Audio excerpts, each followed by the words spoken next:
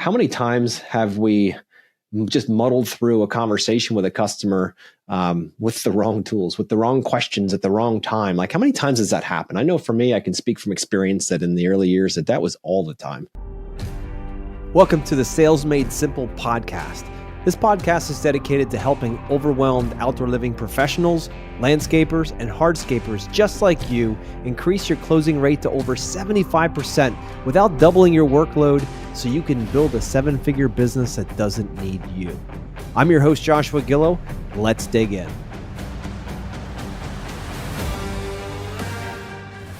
I don't know about you guys, but I love tools. If you went in my shed right now, you would see all kinds of specialty tools I have for woodworking, for doing any kind of carpentry work, for even masonry work. I love specialty tools. I love tools that do very specific things. I believe that instead of trying to take a hammer and use it for everything, that there's different types of hammers. There's mallets, there's ball peen hammers, there's claw hammers, there's all kinds of hammers, right? Because each one has a specific use. When it comes to saws, I love those DeWalt saws where they have, battery powered ones now, and they work even better than the electric ones. I don't even know the last time I picked up an electric tool that way, because those just have so much power in them. And each one, whether it's a Sawzall or some kind of a circular saw, or whether it's a hammer drill or regular drill or an impact, like just all of these different tools, right?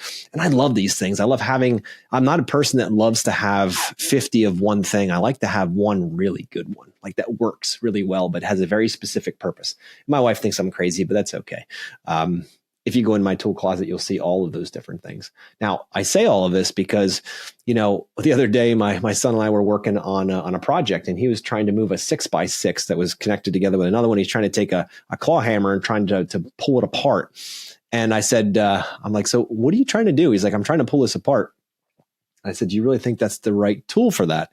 And he says, well, that's all I got right now, so I'm going to just do it. And he's working his tail off trying to break these two things apart, and he couldn't do it.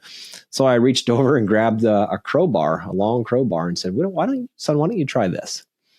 And he grabbed the crowbar and it pulled the 6x6s right apart. And he just kind of looked at me. I'm like, not every tool is designed for every job. Every tool has a very specific job, and we need to have the wisdom to know which tool to apply in which environment and in which situation, right?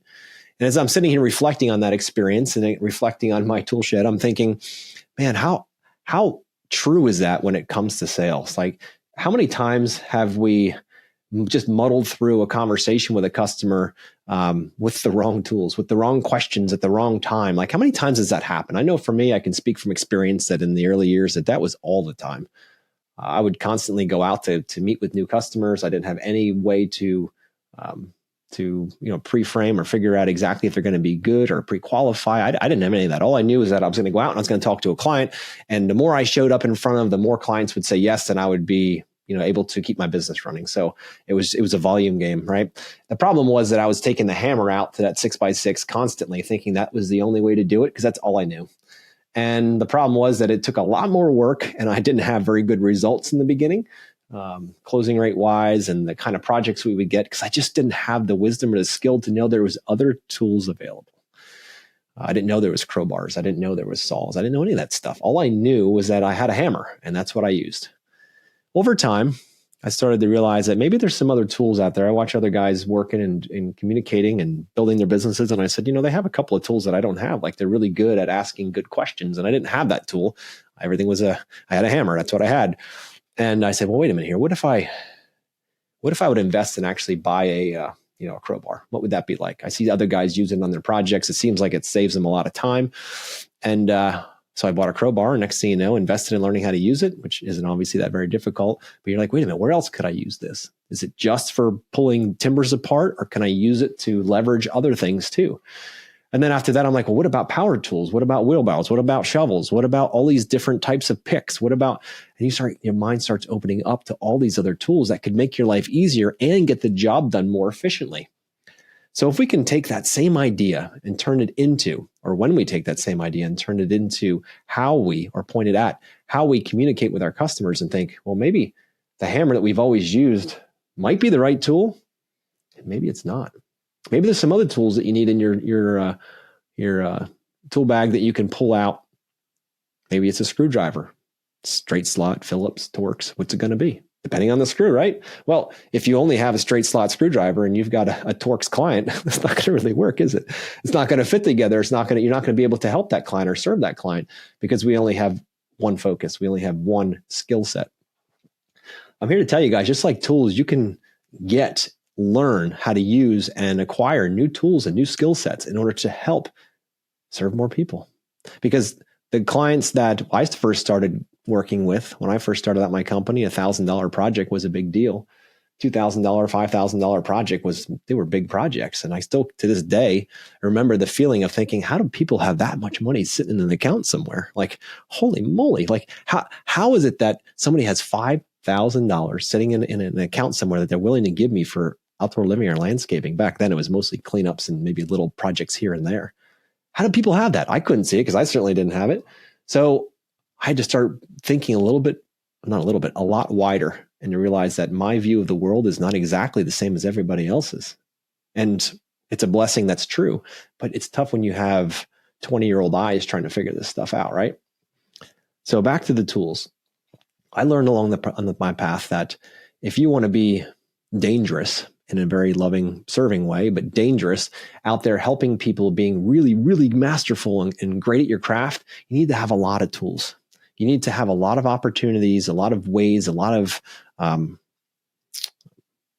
guess you'd just say a lot of skill sets built around how you communicate with people. Because not everybody's the same. Not every project's the same. Heck, none of them are the same, right? Everyone is different. Every house is different. Every client is different. Every single time you approach a project, it's going to be different. So if you're going out there with a hammer thinking you're going to do a landscape project with only a hammer, it's going to be really difficult. But if you went out with an entire set of tools that you know are specifically designed for landscape projects, man, that's going to be a lot easier, more enjoyable too, less stressful. You have the right tool for the right situation. And it's exactly the same when it comes to communication. If you're the kind of person, guy or girl out there who says, you know what, I'm just going to go out and do what I've always done. That's the hammer method, right? I've always done it. That's a fixed mindset. I'm not going to try anything new because I'm not comfortable trying something new. Somebody might say something or respond in a way that I'm not really ready for. That's a fixed mindset. And the fixed mindset, unfortunately, will never grow a company. It'll never grow a business. It'll never grow a person. But when you have more of a growth mindset, the question always is, all right, how can I make this work?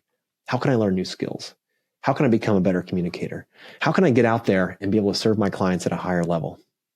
How can I get out there? And if you listen to the last episode or two, you'll hear this a lot about the idea of hearing versus listening. How can I be a better listener? How can I ask better questions? That's a growth mindset. How is an action word in a question? How do I get it done? There's action involved in that. What is a clarification question? You clarify what needs to be done, but how is how we get it done. So how are you going to grow? How are you going to build this company? If you keep going back to a fixed mindset of the hammer, you never will. But when you think, wait a minute here, how can I become better at the core, fundamental foundation of my business, which is communication?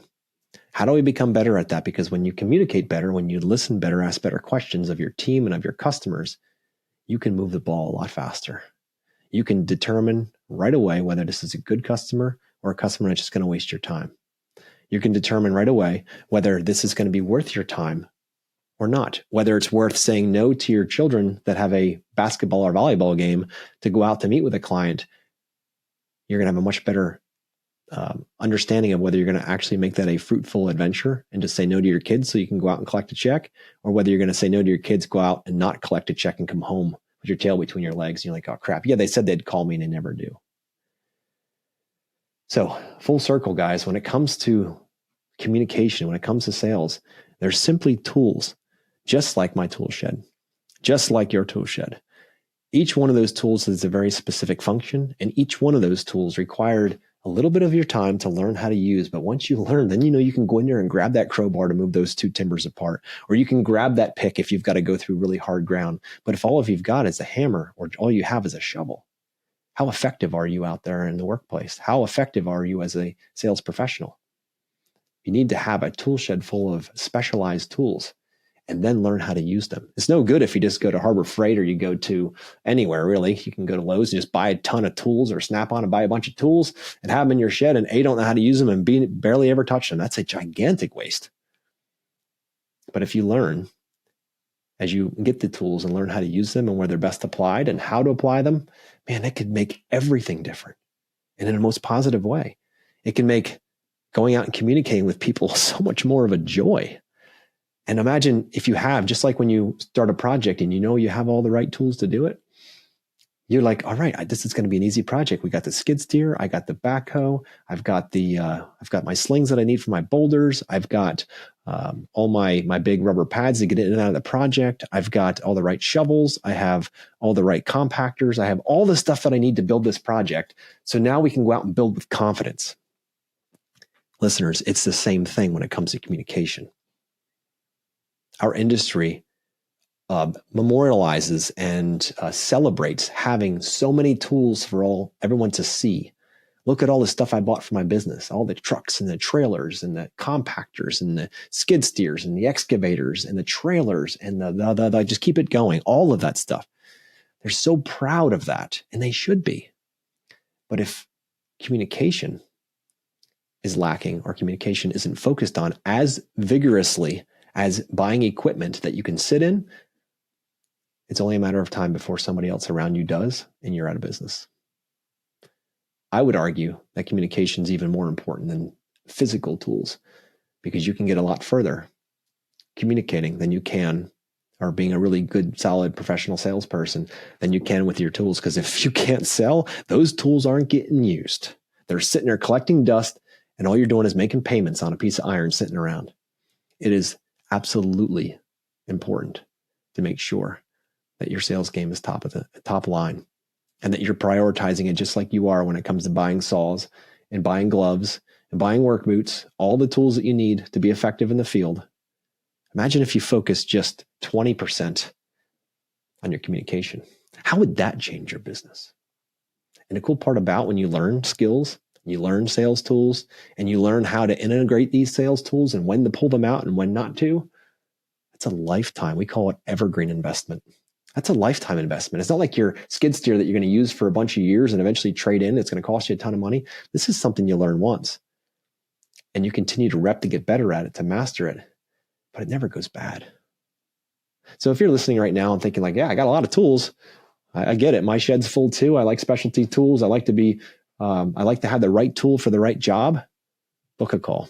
That's what we teach here at Yes Express, is tools for communication, and teach you where to put them in place, how to best use them, when it's the right time, when's the wrong time, how to ask it, how to respond, how to prepare, how to shelf objections.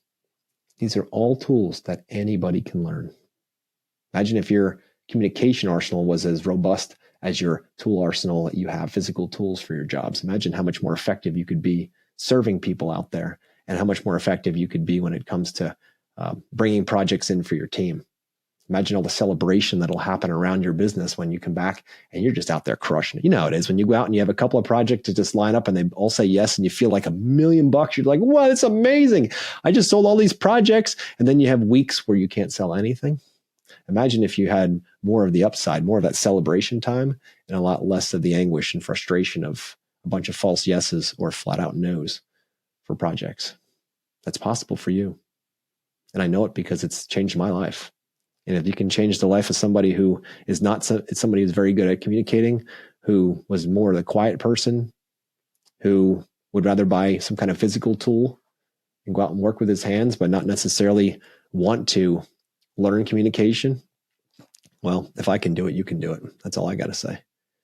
There's nothing special about this guy speaking to you on the other side of the mic here. I'm simply sharing my heart.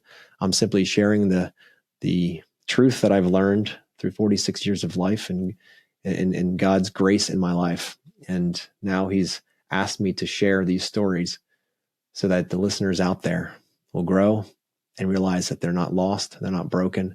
They simply just need better tools. And those tools take a little bit of time. But once you get those tools, just like any new tool you buy, you've got to learn how to use it. And once you know how to use it, it becomes a superpower. So go down the show notes, book a call. I'd love to talk to you about integrating tools, sales tools, communication tools in your business.